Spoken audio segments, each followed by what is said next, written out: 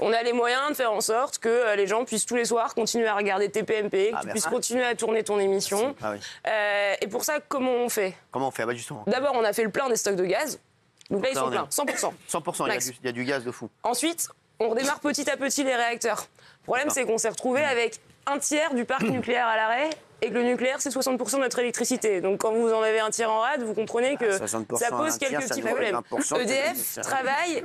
Et d'ailleurs, moi, je salue les techniciens aujourd'hui, que ce soit les mécaniciens, les robinettiers, les chaudronniers, qui travaillent très dur sur les chantiers, en 3-8, pour faire en sorte que les maintenances soient faites correctement dans les temps, que les réacteurs donc ils travaillent comme des fous redémarrent. Voilà, exactement. Il y a aujourd'hui plein de gens de la filière, dans tous les secteurs de l'énergie, qui bossent pour que on arrive justement à passer l'hiver convenablement.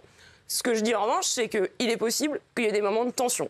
Et pendant les moments de tension, on va demander, ce que je disais avant, aux entreprises, aux administrations et en dernier lieu aux Français, de faire des efforts. Est-ce que les Français, on pourra l'éviter ou pas? Mais les Français, on pourra l'éviter. C'est pour ça qu'on demande d'abord, on va demander le max aux entreprises et aux administrations, et notamment aux grosses entreprises, celles qui consomment beaucoup, de réduire leur consommation pour qu'on n'ait pas à demander des efforts aux Français.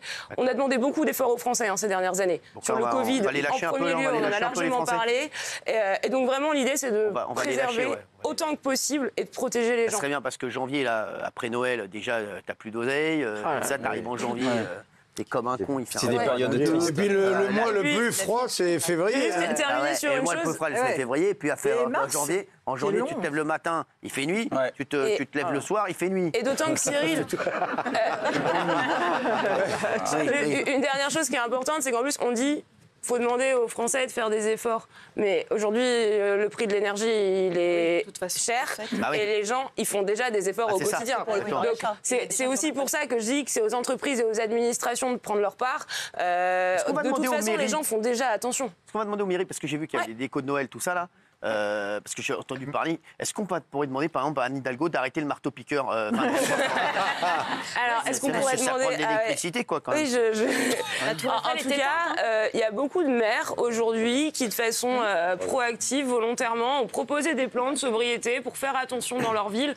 Alors, ça ne veut pas dire qu'on coupe tout, parce que les décorations de Noël, ça fait aussi plaisir aux enfants, ça consomme pas forcément énormément pour certaines. Par contre, je pense que ça ne suffira pas pour demander à Anne Hidalgo d'arrêter les travaux. Ouais, c'est sûr. C'est sûr. Qui voulez-vous sucer? Oui. Bernard. Ça commence bien. Non, qu'est-ce que vous pensez de l'idée, de la suggestion de Sandrine Rousseau qui dit couper l'électricité dans les aéroports et les supermarchés? Mais là, en fait, tu vas faire tes courses dans le noir. Tu vas arriver, tu vas ramener chez toi, tu vas être avec ton tamis. Vous l'arrêtez le nucléaire, donc il faut pas... J'adore Sandrine. Exactement. Quand je disais hystérie collective, c'est-à-dire qu'avec Sandrine Rousseau, on a quand même débarré le concours Lépine de la sobriété. Donc là, on a les aéroports, d'autres proposeront les supermarchés, d'autres proposeront les décorations de Noël. Enfin, on va pas pouvoir tout arrêter non plus. Ce qui est assez extraordinaire, je vous disais que le nucléaire, c'est 60% de l'électricité qu'on produit. Et il y a un tiers. Aujourd'hui, les écologistes et la France insoumise, ils passent leur temps à nous dire il faut arrêter le nucléaire, et quand le nucléaire fonctionne pas suffisamment bien et donc on a des problèmes sur l'approvisionnement, ils râlent parce que le nucléaire fonctionne pas suffisamment bien. Et ensuite ils demandent qu'on arrête les décorations de Noël et les aéroports. Donc, voilà, il faut être un peu cohérent, un peu de rationalité, tout ça devrait bien se passer, il faut l'aborder dans le calme et arrêter cette surenchère. Maud, c'est quoi l'EcoWatt là? EcoWatt, c'est une application. Alors, en France, RTE, qui est le réseau de transport d'électricité, eux, ils sont responsables de faire en sorte qu'on ait bien toujours production égale consommation à tout moment. Puisque l'électricité, ça ne se stocke pas. Donc, on est obligé d'avoir l'équilibre en permanence. EcoWatt, c'est une application que vous pouvez télécharger sur votre téléphone et qu'on voit ici et qui va vous dire est-ce qu'on est dans un moment de tension ou pas. Et ça permettra, par exemple, si un mardi, on est sur un moment où c'est particulièrement difficile, la veille, vous aurez une petite notification en disant, voilà, demain, éventuellement... Tu regardes pas le match de foot. Un peu plus d'attention que d'habitude. Ça permettra d'alerter les gens, d'alerter les entreprises, d'alerter les services publics. Donc les mecs, ils y vont mollo.